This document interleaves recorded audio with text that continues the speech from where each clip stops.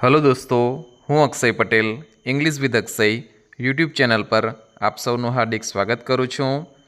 આજના વિડીયોમાં આપણે અંગ્રેજી વિષયનો સૌથી મહત્ત્વનો ટૉપિક પ્રોનાઉન એટલે કે સર્વનામ જોવાના છીએ। અહીં ઉપર અને નીચે બે પેરેગ્રાફ આપેલા છે। સૌપ્રથમ ઉપરનો પેરેગ્રાફ જોઈએ। રોહન રાજુને મેળામાં જુએ છે। રોહન રાજુને ઓળખી કાઢે છે। રોહન રાજુને બોલાવે છે। હવે વારંવાર રોહન અને રાજુનું નામ લેવાને બદલે આપણે તેને બીજી રીતે પણ કહી શકીએ છીએ, જે આપણે નીચેના પેરેગ્રાફમાં જોઈએ। રોહન રાજુને મેળામાં જુએ છે। તે તેને ઓળખી કાઢે છે। તે તેને બોલાવે છે। અહીં તમે જોઈ શકો છો કે રોહનની જગ્યાએ આપણે તે શબ્દનો ઉપયોગ કરેલો છે, જ્યારે રાજુની જગ્યાએ તેને શબ્દનો ઉપયોગ કરેલો છે। તો આ જે શબ્દો છે તે, તેને વગેરે એને આપણે સર્વનામ કહીએ છીએ। હવે આપણે પ્રોનાઉન એટલે કે સર્વનામની વ્યાખ્યા જોઈએ। તો નામને બદલે વપરાતો શબ્દ એટલે સર્વનામ, જે આપણે અગાઉના પેરેગ્રાફમાં સમજ્યા। આ વિડીયોમાં આપણે સબ્જેક્ટિવ પ્રોનાઉન એટલે કે કર્તાવાચક સર્વનામ અને ઓબ્જેક્ટિવ પ્રોનાઉન એટલે કે કર્મવાચક સર્વનામ વિશે જોવાના છીએ। હવે અગાઉના પેરેગ્રાફમાં આપણે જોયું કે બધી જે ક્રિયાઓ છે, જેમ કે જોવાની, ઓળખવાની, બોલાવવાની, આ બધી ક્રિયાઓ રોહન કરે છે। એટલે રોહન કર્તા એટલે કે સબ્જેક્ટ કહેવાય અને રોહન માટે વપરાયેલો શબ્દ તે કર્તાવાચક સર્વનામ કહેવાય છે। હવે કર્મવાચક સર્વનામની જો વાત કરીએ તો અગાઉના પેરેગ્રાફમાં જે બધી ક્રિયાઓ થાય છે એ રાજુને ધ્યાનમાં રાખીને થાય છે। રાજુ જે છે એ ક્રિયાને ગ્રહણ કરનારો છે, એટલે કે એક ઓબ્જેક્ટ છે, કર્મ છે। તો રાજુ માટે વપરાયેલું સર્વનામ તેને કર્મવાચક સર્વનામ કહેવાય છે। હવે સબ્જેક્ટિવ પ્રોનાઉન અને ઓબ્જેક્ટિવ પ્રોનાઉનને વિગતવાર સમજીએ। સબ્જેક્ટિવ પ્રોનાઉનમાં આવશે I, we, you, he, she, it અને ધે, જ્યારે ઓબ્જેક્ટિવ પ્રોનાઉનમાં આવશે me, us, you, him, her, it અને ધેમ। સબ્જેક્ટિવ પ્રોનાઉનનો એક ડિટેલ્ડ વિડીયો મેં અગાઉ બનાવેલો છે, જે બધાને ખૂબ જ પસંદ પડી રહ્યો છે। તમે પણ એ વિડીયો ખાસ જોજો। હવે અહીં સબ્જેક્ટિવ પ્રોનાઉન અને ઓબ્જેક્ટિવ પ્રોનાઉન બંનેનું ગુજરાતી આપેલું છે। એમાં બંનેનું કોમન ગુજરાતી શું થાય છે તે જોઈએ। હવે આઈનું ગુજરાતી છે મને અને મીનું ગુજરાતી પણ છે મને। તો મને માટે આઈ વાપરવું કે મી વાપરવું? એવી જ રીતે વીનું ગુજરાતી છે અમને અને અઝનું પણ ગુજરાતી છે અમને। તો અમને માટે વી વાપરવું કે અઝ વાપરવું?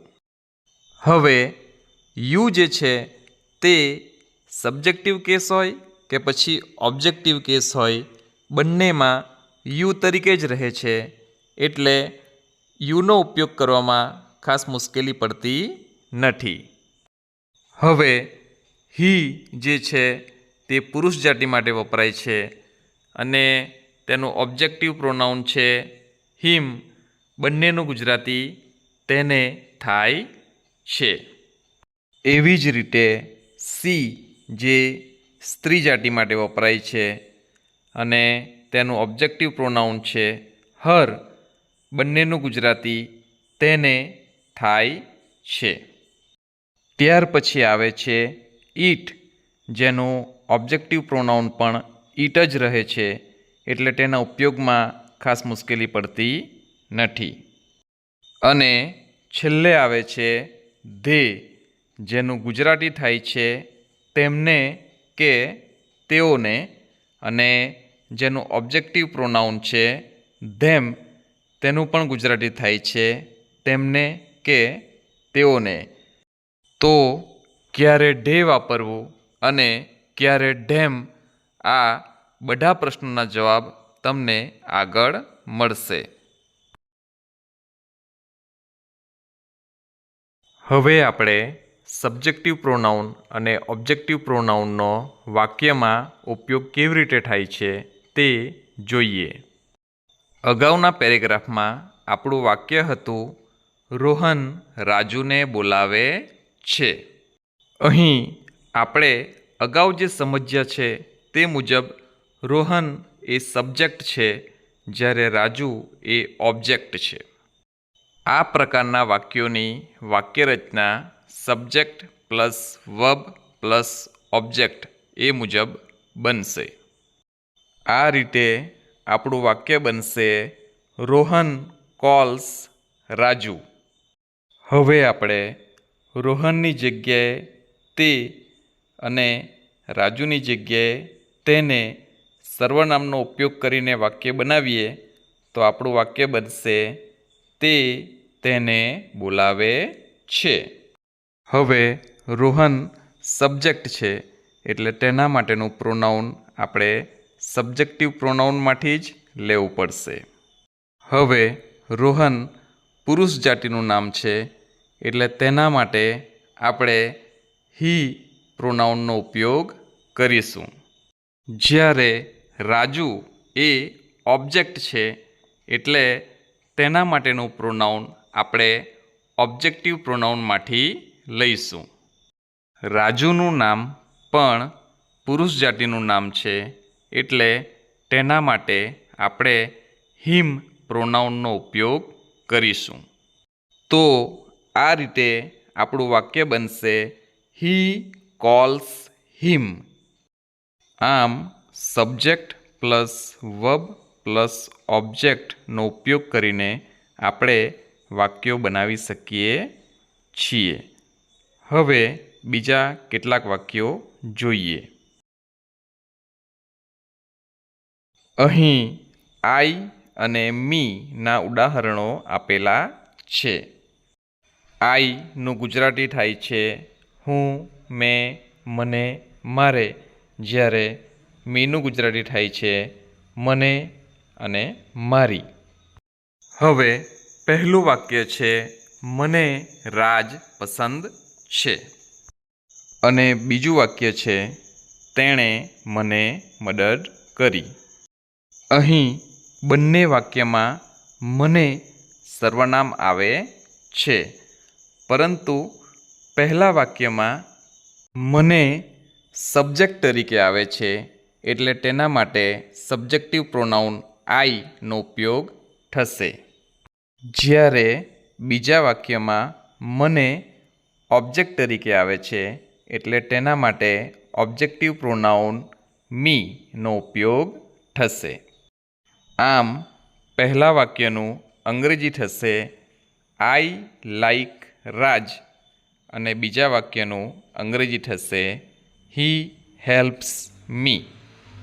ત્રીજું વાક્ય છે હું રાજ સાથે છું, જેમાં હું સબ્જેક્ટ તરીકે આવે છે, એટલે તેનું અંગ્રેજી થશે આઈ એમ વિથ રાજ. ચોથું વાક્ય છે તે મારી સાથે છે, જેનું અંગ્રેજી થશે હી ઇઝ વિથ મી. આમ બધી વાક્યરચના subject plus verb plus object મુજબ બને છે. હવે આવે છે વી અને અઝ. વીનું ગુજરાતી થાય છે અમે, આપણે, અમને, અમારે. જ્યારે અઝનું ગુજરાતી થાય છે અમને, આપણને, અમારી વગેરે. અહીં પહેલું વાક્ય છે અમને રાજ ગમે છે. જ્યારે બીજું વાક્ય છે રાજ અમને મળે છે. અહીં બંને વાક્યમાં અમને સર્વનામ આવેલું છે, પરંતુ પહેલા વાક્યમાં તે સબ્જેક્ટ તરીકે આવેલું છે, એટલે તેના માટે સબ્જેક્ટિવ પ્રોનાઉન વીનો ઉપયોગ થશે. જ્યારે બીજા વાક્યમાં તે ઓબ્જેક્ટ તરીકે આવેલું છે, એટલે તેના માટે ઓબ્જેક્ટિવ પ્રોનાઉન અઝનો ઉપયોગ થશે. આમ પહેલા વાક્યનું અંગ્રેજી થશે વી લાઇક રાજ, જ્યારે બીજા વાક્યનું અંગ્રેજી થશે રાજ મીટ્સ અઝ. હવે આવે છે યુ. યુનું સબ્જેક્ટિવ પ્રોનાઉન અને ઓબ્જેક્ટિવ પ્રોનાઉન બંને યુ જ રહે છે. યુ એકવચન અને બહુવચન બંનેમાં યુ તરીકે જ આવે છે. અહીં પહેલું વાક્ય છે તમે રાજને કહો છો, જેમાં તમે સબ્જેક્ટ તરીકે આવે છે, એટલે તેનું અંગ્રેજી થશે યુ ટેલ રાજ. જ્યારે બીજું વાક્ય છે રાજ તમને કહે છે, જેમાં તમને ઓબ્જેક્ટ તરીકે આવે છે, એટલે તેનું અંગ્રેજી થશે રાજ ટેલ્સ યુ. હવે આવે છે હી, જેનું ઓબ્જેક્ટિવ પ્રોનાઉન છે હિમ, જેનો આપણે પુરુષ જાતિ માટે ઉપયોગ કરીએ છીએ. અહીં પહેલું વાક્ય છે રોહન રાજુને ઓળખે છે, જેનું અંગ્રેજી થશે રોહન નોઝ રાજુ. હવે આ વાક્યને સર્વનામની રીતે કહીએ તો વાક્ય બનશે તે તેને ઓળખે છે, જેનું અંગ્રેજી થશે હી નોઝ હિમ. હવે આવે છે સી, જેનું ઓબ્જેક્ટિવ પ્રોનાઉન છે હર, જે સ્ત્રી જાતિ માટે વપરાય છે. અહીં પહેલું વાક્ય છે રિયા પ્રિયાને પૂછે છે, જેનું અંગ્રેજી થશે રિયા આસ્ક્સ પ્રિયા. આ વાક્યને સર્વનામની રીતે કહીએ તો વાક્ય બનશે તે તેને પૂછે છે. અહીં રિયા સબ્જેક્ટ છે, એટલે તેના માટે વપરાયેલું સર્વનામ તે માટે સબ્જેક્ટિવ પ્રોનાઉન સીનો ઉપયોગ થશે.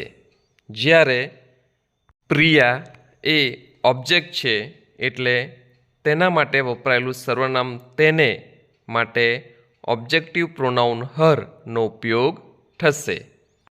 આ રીતે આપણું વાક્ય બનશે સી આસ્ક્સ હર.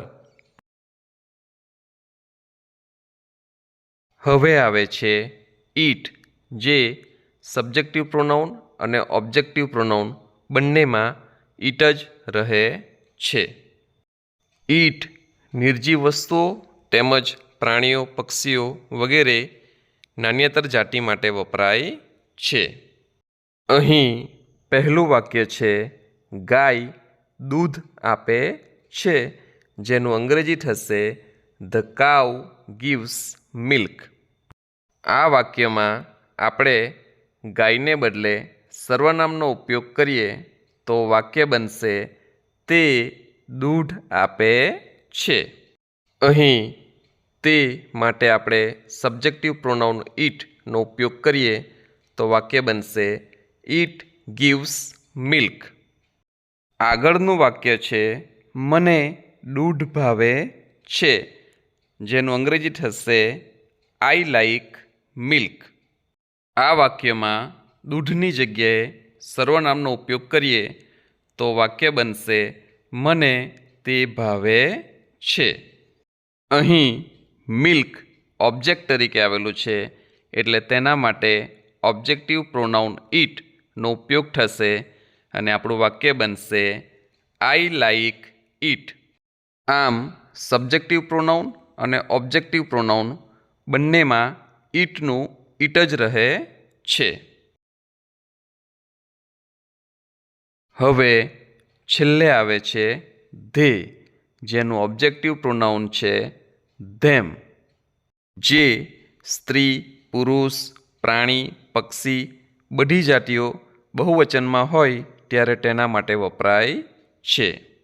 હવે અહીં પહેલું વાક્ય છે લોકો ચોરને પકડે છે, જેનું અંગ્રેજી થશે પીપલ કેચ અ થીફ. અહીં લોકોની જગ્યાએ સર્વનામનો ઉપયોગ કરીએ તો આપણું વાક્ય બનશે તેઓ ચોરને પકડે છે. અહીં લોકો સબ્જેક્ટ તરીકે છે એટલે સબ્જેક્ટિવ પ્રોનાઉન ધેનો ઉપયોગ થશે અને વાક્ય બનશે ધે કેચ અ થીફ.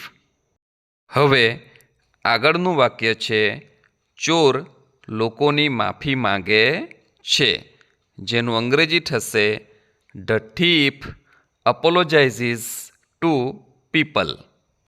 હવે અહીં સર્વનામનો ઉપયોગ કરીએ તો વાક્ય બનશે તે તેઓની માફી માંગે છે. અહીં લોકો ઓબ્જેક્ટ તરીકે છે એટલે લોકો માટે ઓબ્જેક્ટિવ પ્રોનાઉન ધેમનો ઉપયોગ થશે અને આપણું વાક્ય બનશે હી અપોલોજાઇઝીસ to them.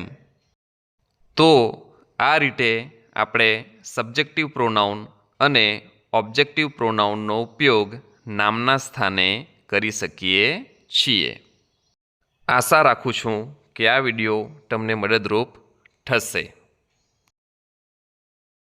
Thanks for watching this video. See you in the next video with new topic. Till the time, bye bye and take good care of yourself.